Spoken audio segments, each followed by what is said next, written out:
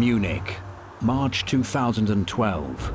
In the district of Schwabing, the apartment of an 80-year-old recluse called Cornelius Gurlitt is about to be raided.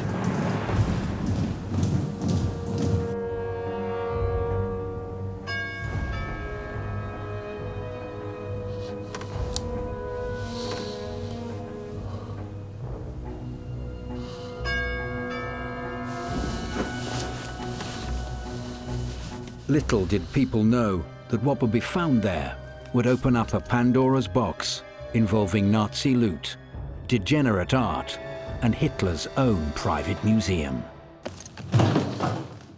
Cornelius Gurlitt is not a name that would be familiar to many people until this year. He's someone that lived as a recluse in Munich in a very modest flat. He's a bit of an enigma. He was a loner, but we don't really know much about him. Well, he was a very interesting man. It wouldn't be surprising if he had a slightly strange upbringing and some effect from that. He wasn't seen much out and about and was someone who hasn't even watched television since 1963. He's really lived completely a solitary life. As the investigators poured through the collection of this solitary man, they uncovered over 1,000 works by the likes of Matisse, Picasso, Chagall, and Otto Dix, some of which were previously unknown. There are things we think, where did that come from? You know, where has that been for the last 60 years?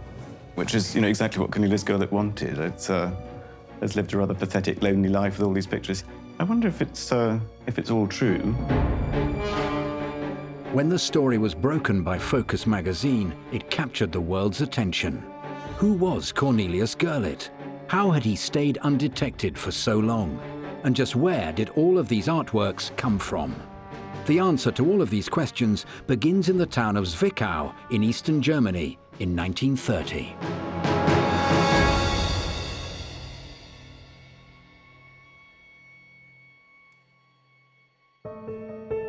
Zwickau was the hometown of Cornelius Gurlitt's father, Hildebrand Gurlitt.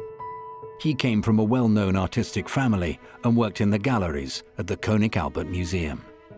Hildebrand Gurlitt was an art historian, a good art historian, and a dealer, and he worked for various German museums. He was known as being someone who had close links with the avant-garde art world in Germany, with a lot of the modern expressionist painters of the day. The first exhibition he put on was Max Pechstein, which was, quite alternative at that time. And he worked with artists like Otto Dix, a lot of the expressionists. So he was seen as really quite radical. And I think, a lot of people enjoyed the exhibitions, but the kind of local traditionalists saw him as, this kind of radical young guy who'd come in and really shaken things up in Zwickau. But with the Nazis coming to power in 1933 and Hitler's hatred of the modern art movement, Hildebrand found himself out of a job in Zwickau and forced by the Nazis to resign a new position he'd found in Hamburg soon after. Hildebrand was not welcome in this new cultural era of Germany. Modern art was declared an enemy of the state and culminated in the Entrusted Kunst, or so-called Degenerate Art exhibition of 1937. The Nazis really felt very concerned about modern art, the avant-garde in Germany at that time. And it's testament to how powerful that art is. It was a genuine worry for them. And they really wanted to outlaw it and ban it, and also use it, I think, for their own propaganda. As if you're against our regime, you'll end up like these people, you'll be mad, you'll be completely against the norm, basically. When Hitler, in order to try and focus the German nation's psyche on its future and its purity and its superiority, and he wanted to connect the German nation, in his definition, the best forms of art, he ordered an exhibition to be held of all this degenerate art.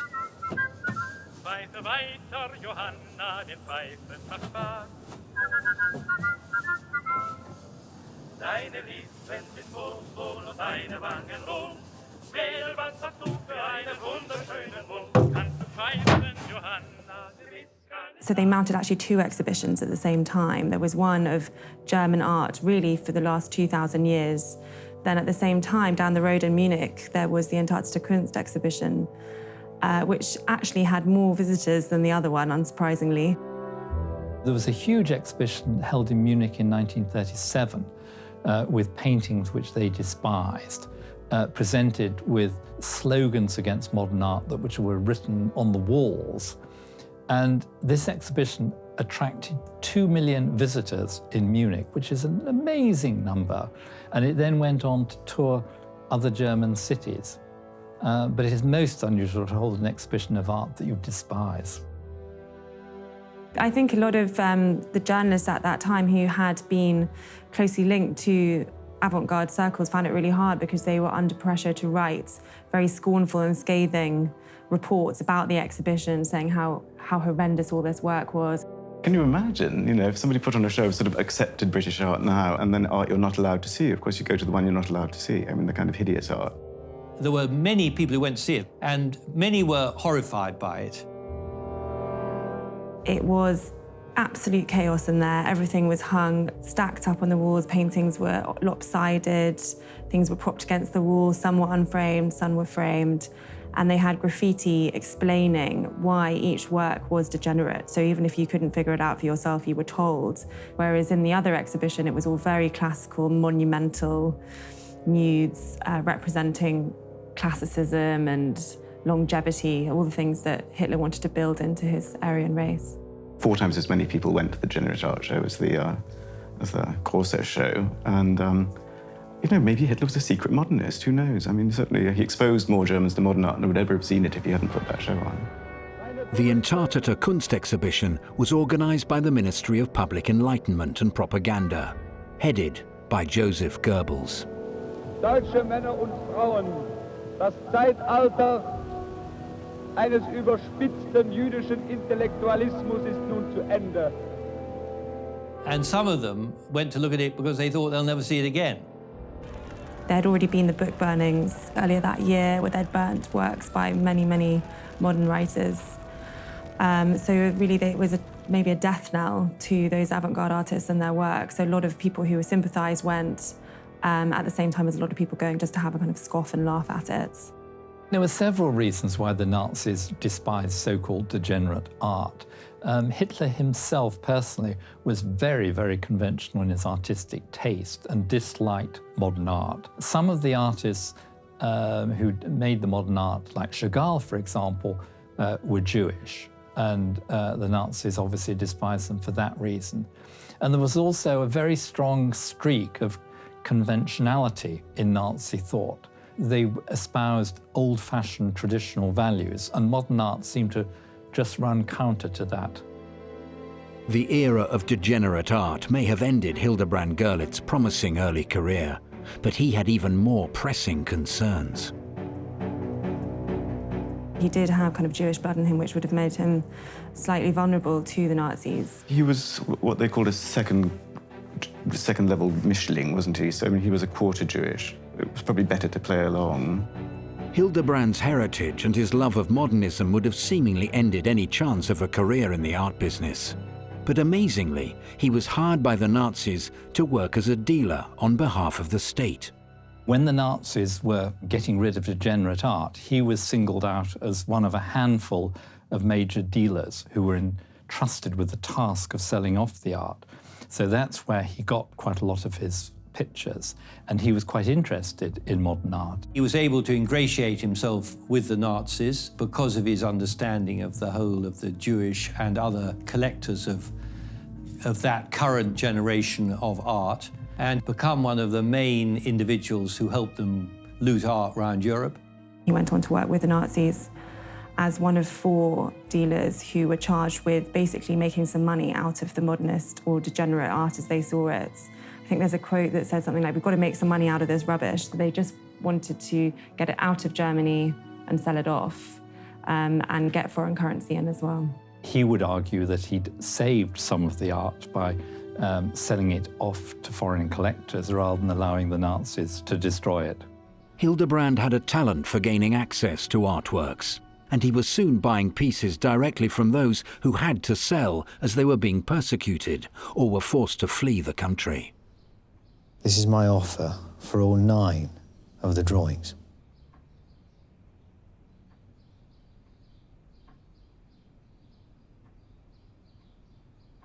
It is a fair offer, I believe.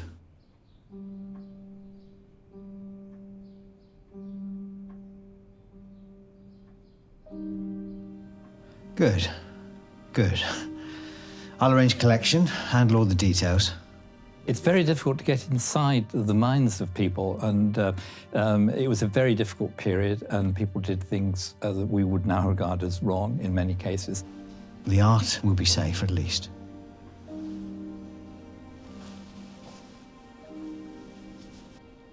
It is the art that you're saving. Yes, of course. They've already dismissed me from my gallery. If they think I'm offering generous terms, I have a family. I'm a quarter Jewish. One doesn't know precisely why he dealt with the Nazis, but the most obvious reason is that it was a way of making money. This was a very comfortable, easy life that got him out of all the problems of the rest of the war. And the money must have been extremely good at a time when, unless you were in the armaments business, it was very difficult to make any money. I'll send my man for the paintings this afternoon. Doctor? Hildebrand Gurlitt would soon become one of the biggest dealers on behalf of the Nazis. The choice he had made would take him to Paris, where his mission was to acquire works for the Führer's own personal collection from Nazi-occupied France.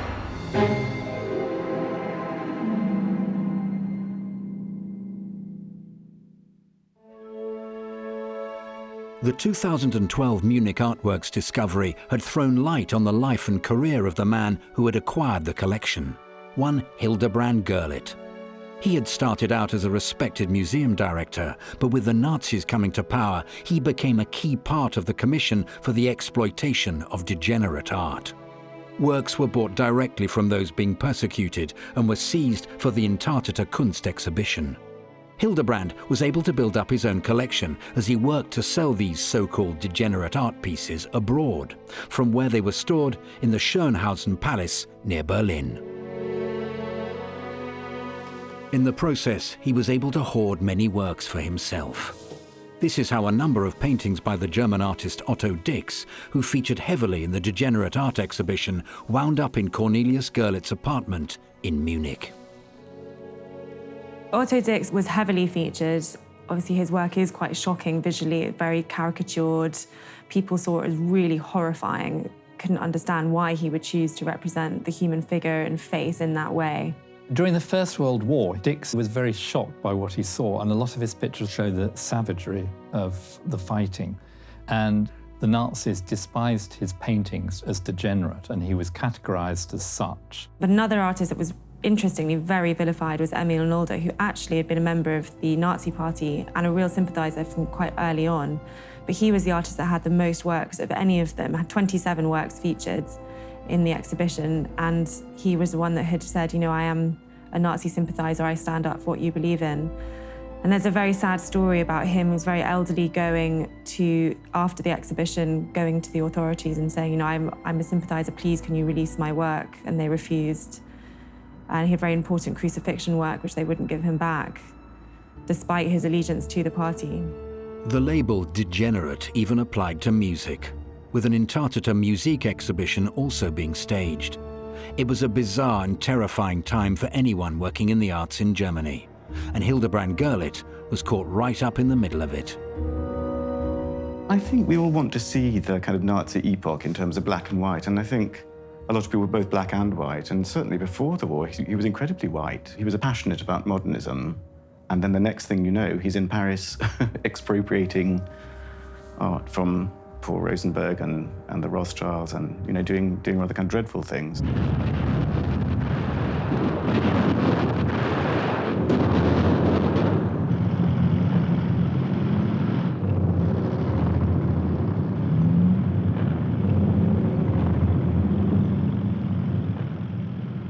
It was in Paris that Hildebrand took full advantage of his new position of power. the Entrusted Kunst exhibition had made some of the best modern expressionist paintings available. But with the Nazis having taken control of France, some of the greatest art of the era was within reach. Paris has always been an important centre of the art market, particularly in the 20th century. So it's no surprise that a German dealer would have very good and close contacts with Paris and spend time there. The best art of all belonged to Paul Rosenberg. He'd managed to escape just in time, but the same could not be said for his whole collection. He's an incredibly important dealer and came from a family of dealers, so he really had it in his lineage. And he was most famously Picasso's dealer from 1918 to 1940. He and Picasso were like sort of family, weren't they? They lived next door to each other and they spent holidays together, and it was, you know, it was a love thing. He was also a dealer for Matisse from 1936. So he really had the big names, and his gallery was on Rue La Boétie, and it was really known as the kind of hub in Paris of these modern artists that were breaking the mold. You could find them all there with Paul Rosenberg. Rosenberg was one of the most important dealers, particularly in modernist works, the post-impressionist, early 20th century works. He was among the most important dealers for that period. Well, he was kind of Mr. Cubism, really, wasn't he? He and his brother Léonce were the big sellers of mid-period Cubism, and they internationalized it. And they, you know, they opened a gallery in London, a gallery in New York, and they sold Museum of Modern Art, and were, you know, had massive collections and were massively rich. When things became more tense in Europe, he started to get nervous and did ship off a lot of his collection, which was very, very extensive. So it went to South America, Australia, and also to London and New York to his galleries. But unfortunately, he didn't get everything out. And in 1940, he fled to New York, managed to get a visa, got his family out very quickly, but there were, I think, over 2,000 works left. Paul Rosenberg's confiscated collection, along with all other art labelled degenerate in France, was stored at the Jeu de Paume Gallery in Paris. Hildebrand Gurlitt was then able to purchase these works at knockdown prices at the nearby Drouot auction house. Many sales were made at the Drouot auction house, and that continued during the Second World War. And it was a place to trade in the work of the Impressionists and Post-Impressionists. Between 1941 and 1945, while Gurlitt was living and working in Paris, he was able to add top-quality paintings to his already impressive collection. But as the tide of the war turned against Germany, he needed to find a way to keep them for himself. As chaos reigned towards the end of the war, from about the early 1944 period, when it was clear that the war was lost and the Russians were approaching, there were a lot of people who spent most of their time thinking about how they're going to survive at the end of the war. And for somebody like him in a very privileged position to move art to secret locations where he could say he was trying to sell it for the Nazis, but actually he was keeping it for himself at the end of the war. Having noted the warning signs, Hildebrand Gurlitt moved swiftly and managed to relocate much of his art collection away from his home in Dresden. They were kept on a farm outside Dresden, and then they were in some sort of nameless castle in some nameless town in nameless southern Germany. It doesn't seem to me a collection that was put together with love. You know, it seems a kind of expedient collection. It looks like the kind of collection that was designed to be sold quietly, not raise too many eyebrows.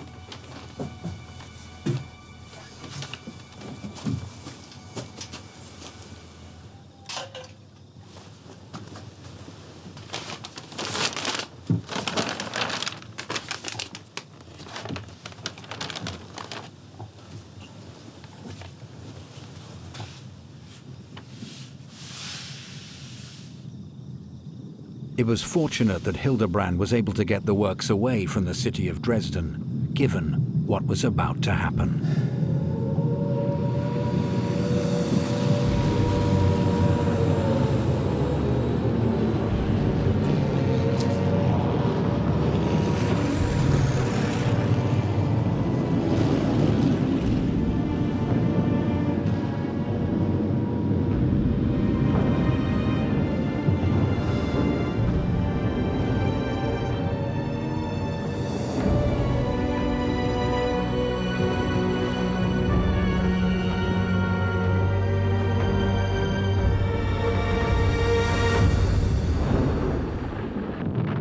With the Allies approaching, the firebombing of Dresden provided him with an ideal cover story.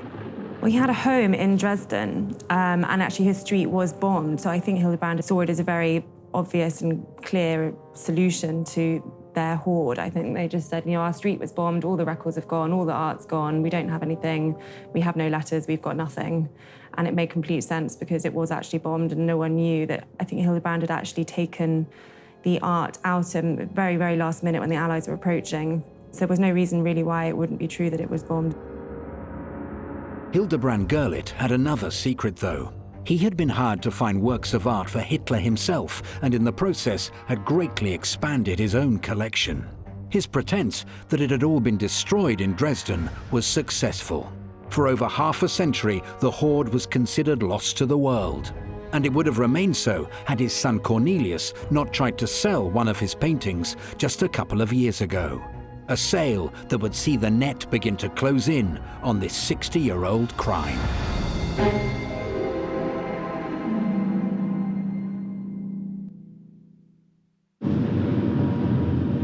The firebombing of Dresden could have wiped out most of the artworks found in Cornelius Gurlitt's Munich apartment in 2012. But his father, Hildebrand Gurlitt, had been smart enough to transport his collection of over 1,000 works away from the city. When World War II came to an end, Hildebrand had managed to get away with storing these artworks in a secret location, thought to be on the outskirts of Dresden. He was able to return to his pre-war career in the art market, but died suddenly in a car crash in 1956.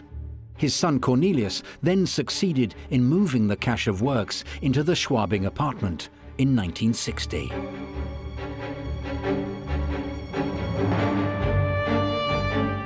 They remained here for over 50 years, where every night Cornelius would take the paintings out of storage to admire them.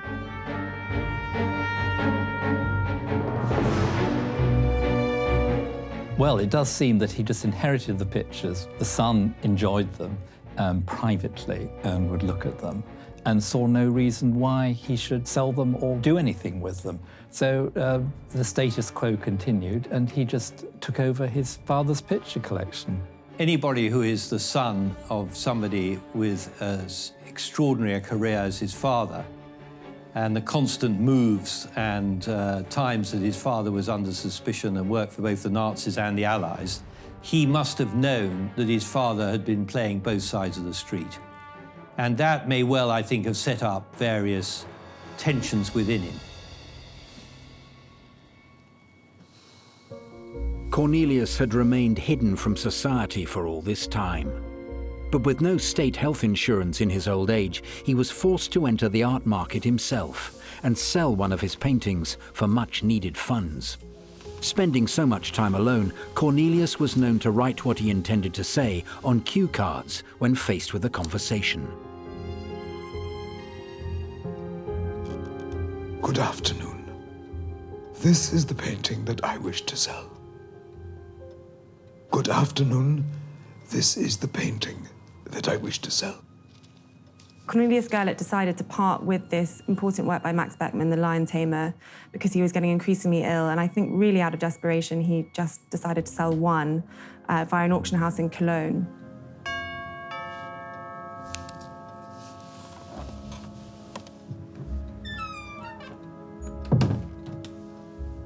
The auction house sent a representative, as they do, to come and do a valuation, and she came in expecting, I'm not sure what, into a very gloomy, dark flat.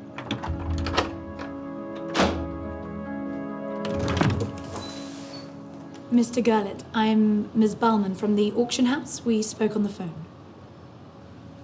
Yes. Come in. She had no inkling of what else was hiding in that flat.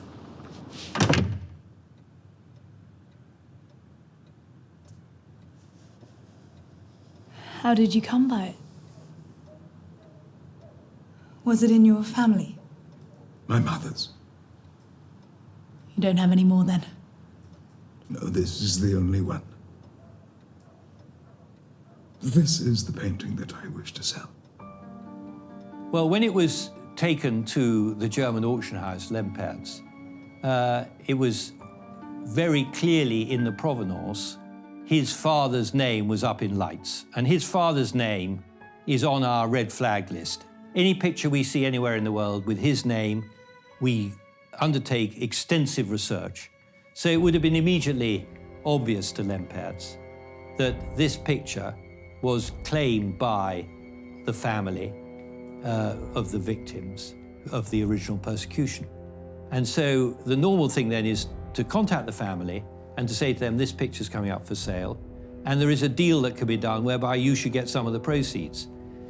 Whether they knew at the time the exact circumstances under which he'd held it is probably doubtful. They probably thought he'd got it in possibly good faith.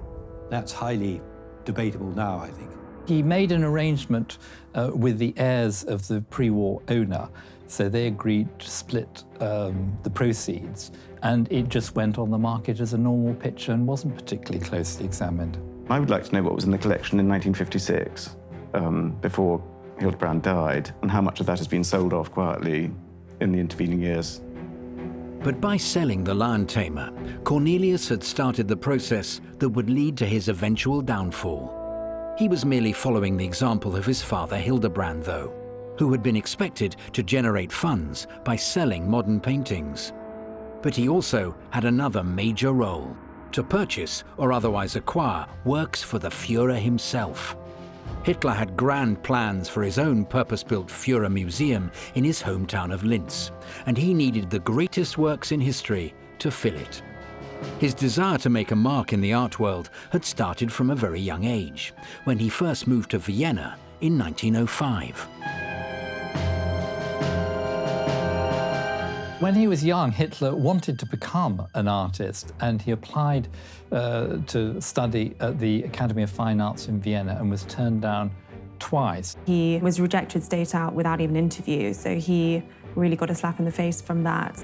He felt rejected at a crucial point in his career. I think that made him dislike the art establishment, and by this time the art establishment had been seen as supporting the development of modern and 20th century art. He does believe that there is a kind of a world conspiracy, not specifically against him, but about against people like him, people with his kind of taste, and it's these nasty, interchangeable, sort of deranged Jewish Bolshevik folk who like that kind of painting.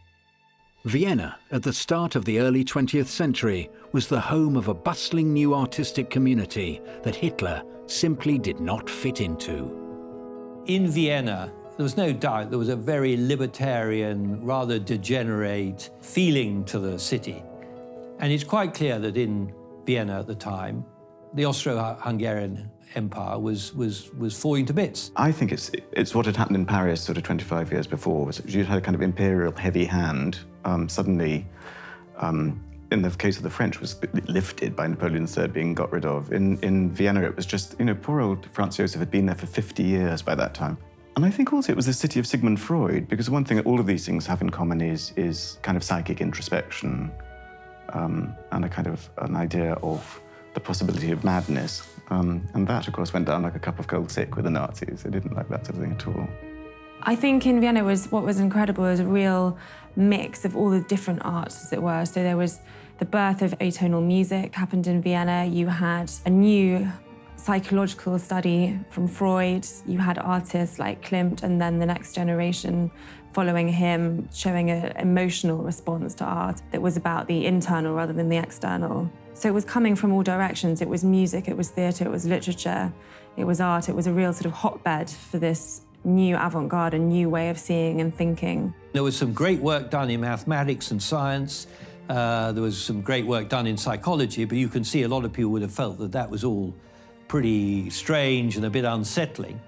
And there was some, in many ways, great art, but what would be to them, and even now, rather shocking in some ways.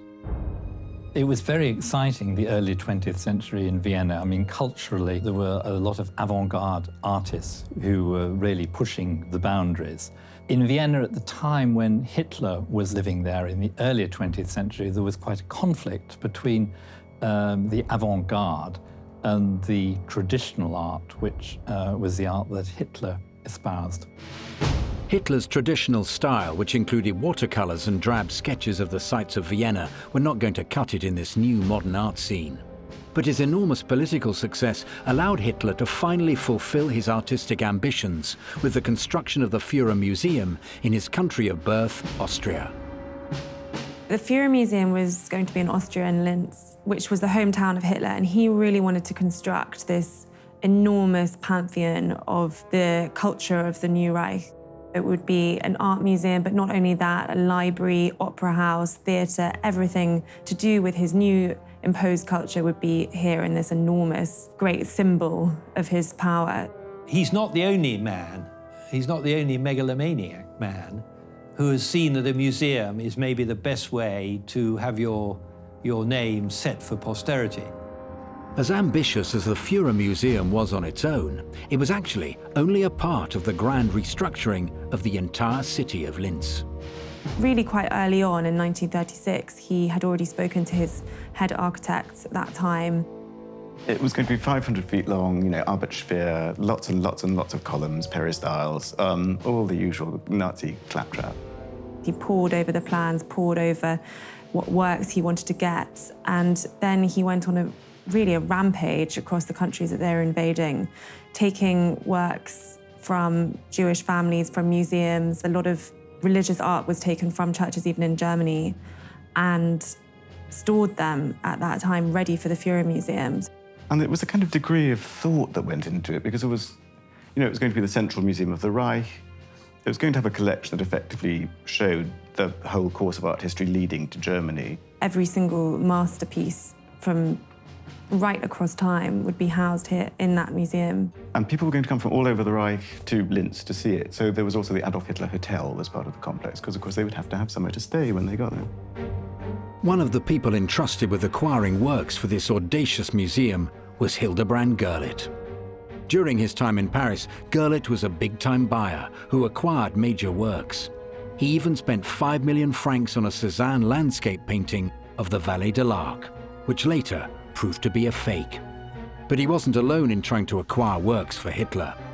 Dr. Hans Posse, a close confidant of the Führer, was tasked with seizing the most challenging paintings to obtain, including works by Johannes Vermeer. Hitler's taste ran mostly to German and Austrian romantic 19th century art, so I imagine there would have been lots of Caspar David Friedrich and that sort of stuff. But the chap who was buying for him was a great expert in Netherlandish and Flemish art. So I mean, there were two Vermeers, for example, and there were going to be lots and lots of the odd Michelangelo, big stuff. If you're going to found a museum, you've got to have, if it's going to be the great pictures of the world, some of the great Dutch and Italian masters. There were two masterpieces by Vermeer which were destined for the Führermuseum, one of which was bought and one of which was stolen. Now, the bought one was called the Artist Studio, very, very important work by Vermeer. And Hitler actually bought that directly from Count Czernin himself for quite a lot of money, but his descendants are now contesting it's still a case that's going on as we speak. The other was stolen from the Rothschild family as part of the hoard taken from them. The Führermuseum, along with other grand schemes for the reconstruction of Linz, never got past the design stage. But many artworks had already been acquired, ready to be moved in. They had been stored in Munich, but with the threat of bombing, the hall was moved for safekeeping to a salt mine in the Austrian region of Altersee. They were boxed up, sent there, and no one really knew much else about it.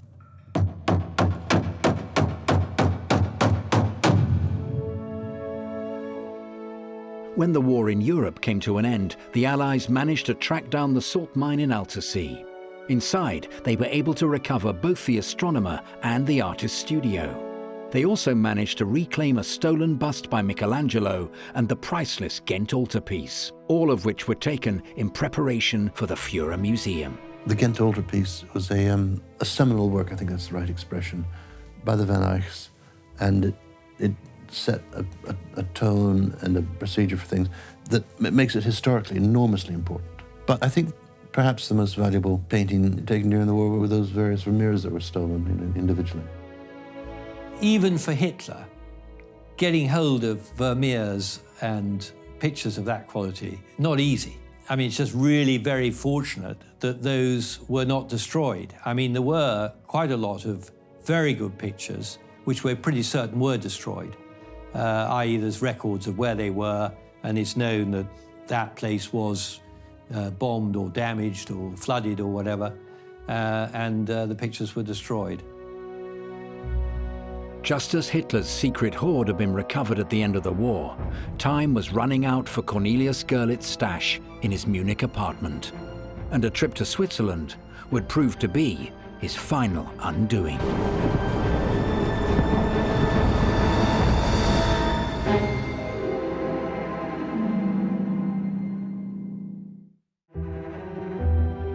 Until 2010, Cornelius Gurlitt's remarkable cache of over 1,400 artworks was still unknown to the world. He had managed to successfully sell the Lion Tamer painting by Max Beckmann for quick funds. But his luck started to run out when he was stopped at a customs point on a train from Switzerland. Well, Gurlitt was on a train and from Zurich to Munich, and he was stopped by German customs officials who were just doing, we believe, just doing routine checks, and he was found to have a substantial amount of cash with him. He had on him 9,000 euros, which is just under the limit of what you have to declare coming out of Switzerland. This was a train from Zurich to Munich. And then they looked for his identity papers and this, that, and the other, and he appeared to be a rather strange individual, hence the Germans then raided his flat.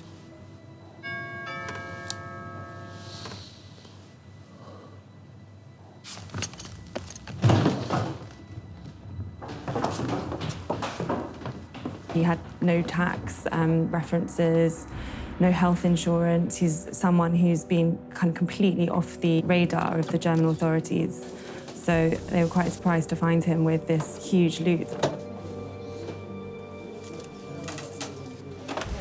I mean, I think, they thought, why is this old man carrying 9,000 euros from Switzerland? As I say, it's an entirely legal thing to do, but I suppose it raised questions. I must have flagged him up on some horrible tax database somewhere.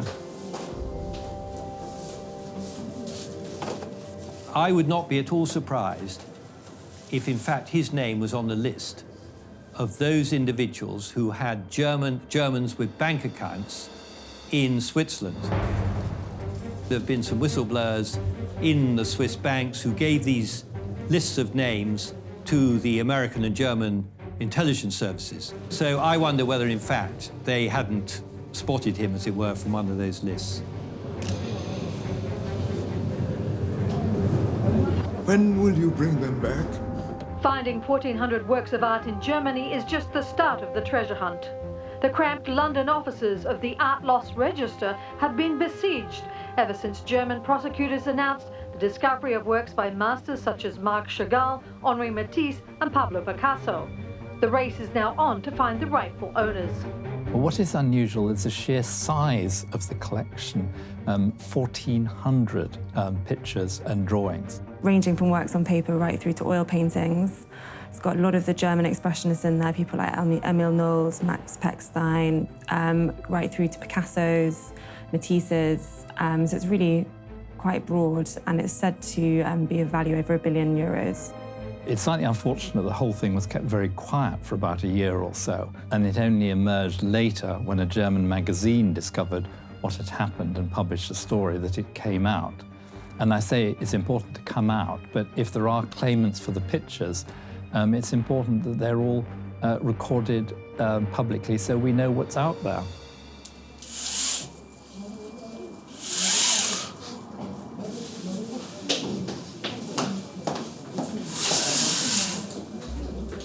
At least one of the works found in the Munich apartment, a Matisse painting of a seated woman, is thought to have belonged to Paul Rosenberg. There's been a lot of criticism on the case that there haven't been very detailed inventory released, which is against the established policy of how you should deal with stolen art. And the family of Paul Rosenberg are already questioning whether this is their seated woman. The recovery process of Paul Rosenberg's stolen paintings has been long and arduous. It started right at the end of World War II with Rosenberg's son. Lieutenant Rosenberg was the son of Paul Rosenberg, who was the Parisian dealer who fled to New York at the start of the war, who had been the dealer for all these great Matisse and Picasso and people like that. And he found some of his father's pictures, and as well as all the other things. And it's fascinating. I mean, there's still 70 Picassos missing, aren't there, in the world from the war. And lots of Paul Rosenberg's collection is still unaccounted for. But that's a separate part of history, because then Paul Rosenberg's granddaughter is Anne Sinclair. She's a wonderful lady, and she's pursuing the pictures in her own way through the courts, and is actively involved in that at the moment. So you can see this evolution of how the stolen art is recovered. If it belongs to Anne Sinclair and her family, the descendants of Paul Rosenberg, then I think they have every right to make a claim for it. However, just 6 months after his story was revealed to the world, Cornelius Gurlitt passed away following ill health after heart surgery. During that time, it was discovered that he held even further paintings in 2 properties he owned in Austria. These included works by Renoir and Monet. In a surprising twist, though, the Bern Museum of Fine Arts revealed that they'd been named the sole heir of Cornelius Gurlitt's collection, despite him having had no connection to the institution during his lifetime. But the restitution process of many of the works in the collection could continue for a long time. It's extremely complex working with restitution, tracing back and trying to figure out who actually owns these paintings and in what circumstances they went from the family or owner pre-war and into the hands of Hildebrand Gurlitt. So it's going to be a lot of research, very detailed, and who knows how long it's going to take, and actually if we'll ever know the full history and provenance of every single work. Well, I think one of the lessons of this is that the art trade has to be more open, and people buying at auction have to ask more questions about the works. This is happening more now, and there's been increasing focus in the last 10 years on provenance. But I think the Gurlitt case shows the importance of monitoring it carefully and people asking questions. By and large, the rule of thumb, so far as right and wrong is concerned, is if the Nazis have had anything to do with any art deal between the mid-30s and 1946, they must always lose. It's a principle. It's not anybody's law or anything like that. It's just a kind of modern principle, which I agree with. So, could there be any more Cornelius Gurlitts out there with hidden masterpieces just waiting to be found? To get well into the 21st century and for these things still to be coming up, it is quite an eye-opener. I don't think they're going to be everywhere. I think it's probably a very rare case. There are quite a lot of people who've got the odd work or two, but something of this scale has not emerged in many, many years.